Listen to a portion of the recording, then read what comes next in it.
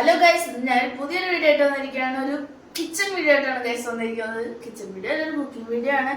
എന്നെ നമുക്ക് പാടില്ലാതെ kitchen duty മുഴുവൻ എനിക്കാണ് ഗൈസ്. ജെക്കെ ഞാനത് കളിപ്പിക്കാൻ പറഞ്ഞാണ്. അമ്മേനെ ഹെൽപ്പ് ചെയ്യുന്നതാണ് എൻ്റെ ഡ്യൂട്ടി.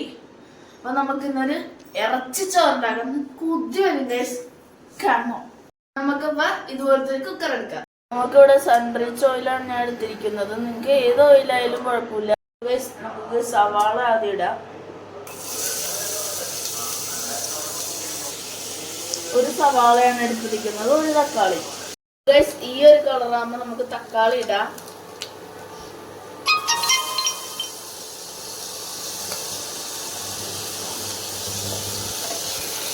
ചതച്ചെടുത്ത ഇഞ്ചി, പച്ചമുളക്, വെളുത്തുള്ളി പേസ്റ്റ് ചേർക്കാം.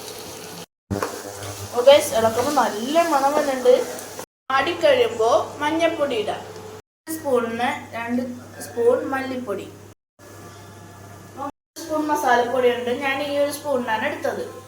ഇത് നല്ലോണം ഇട്ട് ഇളക്കണേ. മസാലയുടെ പച്ചമണം മാറുമ്പോ 1/2 കിലോ എല്ലുള്ള ഇറച്ചി ഇടാം.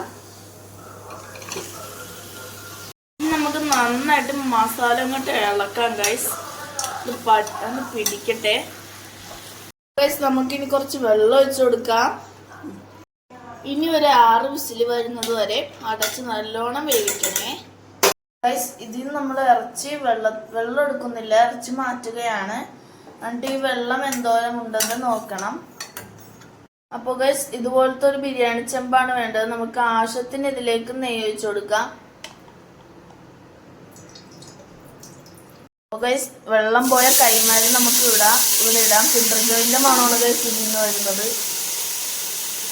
അപ്പോൾ ഗൈസ് ഇത് നമുക്ക് 2-3 മിനിറ്റ് ഇത് ഫ്രൈ ചെയ്തെടുക്കാം. ഗൈസ് ഇത് ഇറച്ചി വെന്ത വെള്ളമാണ്. ഇതേ ഗ്ലാസ്സിൽ തന്നെയാണ് ഞാൻ 2 കപ്പ് അരിയും 3 കപ്പ് വെള്ളവും എടുത്തത്.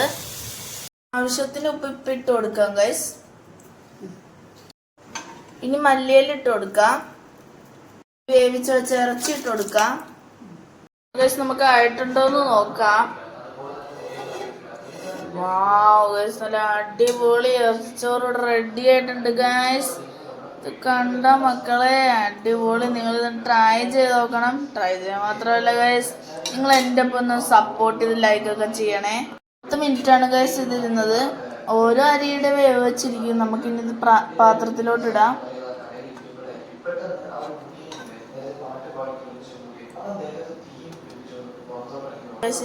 സാലഡ് ഒഴിക്കാം ഗൈസ്. അപ്പോൾ നമുക്കൊരു പപ്പടം വെക്കാം.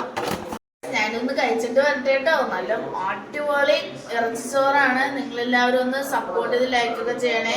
ഒന്ന് ലൈക്ക് ചെയ്യുക, ഷെയർ ചെയ്യുക, സബ്സ്ക്രൈബ് ചെയ്യുക. ബൈ.